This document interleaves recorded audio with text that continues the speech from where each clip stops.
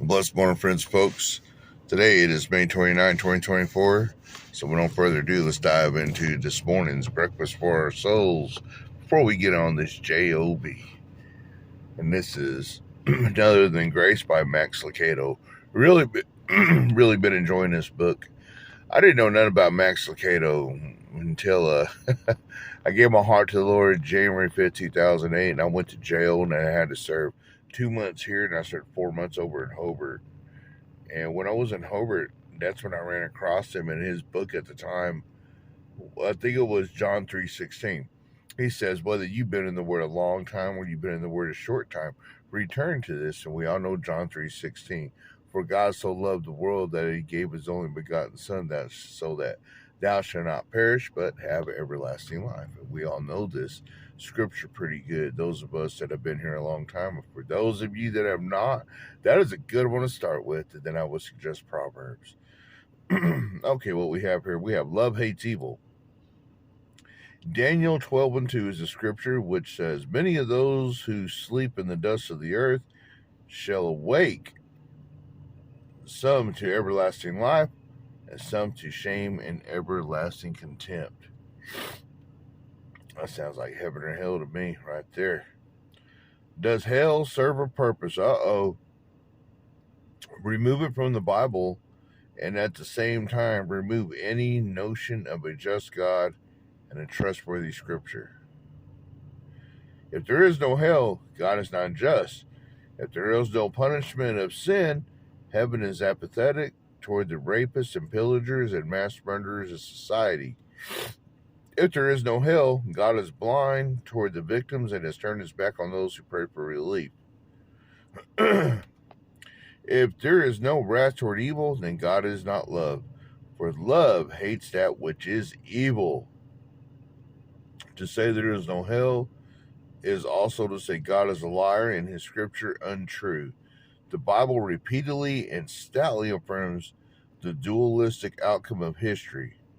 Some will be saved, some will be lost. I was one of the lost, y'all, for 22 years. For those of y'all that have regularly watched my stuff, and I know there's something in your life that may have made you feel that way until you finally found the light of the world in Jesus and accepted him. Perhaps that's in an ongoing battle right now, or perhaps it's not even a battle that you see that you want no part of, because you're like, for me, and you may identify with this if you're in this way of life, first of all, you'll blame God for something that happened terribly in your life. For me, I was 10. My mom crossed the stars. She had lymphoma and cancer. But what I didn't know was she gave her heart to the Lord before that. She knew of the Lord, but then she knew the Lord shortly before she crossed the stars. So without a shadow of a doubt, she entered into the kingdom of heaven. And I blamed her death at the age of 10 to lead me into drinking my first beer, smoking my first joint at the age of 14. And from the age of 14 all the way to January 5th, 2008, I was ahead, drinking, mostly drinking 30 packs. But if there was drugs, I'd get down with them as well. But all of them ain't nothing but just things of hell. That's all they are. I remember a friend told me a long time ago, someone that told me, a friend that is a true friend don't give you drugs or alcohol at all. Now I know what they're talking about.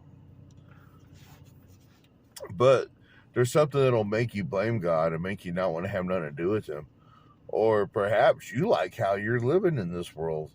You think you're fine where you are, but are you really? Are you? You might think you're fine, but I guarantee there's something that's hindering you, something that's an unfillable void. There's no way that you can tell me that you're full, you're satisfied in every aspect of your life. No way. There's something you're lacking. And you see, if you give your heart to the Lord in your weakness, God's at his strongest. And now Max says, what purpose does hell serve? Why is hell important to God's justice? What difference does this make to your life? Because there's punishment and hell is forever. The reason why there's a hell is because there's a heaven. I've heard some stupid thoughts, stupid songs, stupid ideologies. Man, there ain't no many ways to God. There's one, and that is his son, Nadaka Lokosha, Jesus Christ. If you don't believe it, hell is forever. and it's burning sulfur, and oh man, just a lot of wickedness. There's a lot of people that have gone there and have come back to give a great hellspire message to us, and one of them is Theo Nez. And then there's a book out there called 23 Minutes in Hell, written by, I forgot his name. Pretty good book. But hell is real, and so is heaven. What are we going to choose? As for me and my house, we serve the Lord. Be blessed, your iron journey.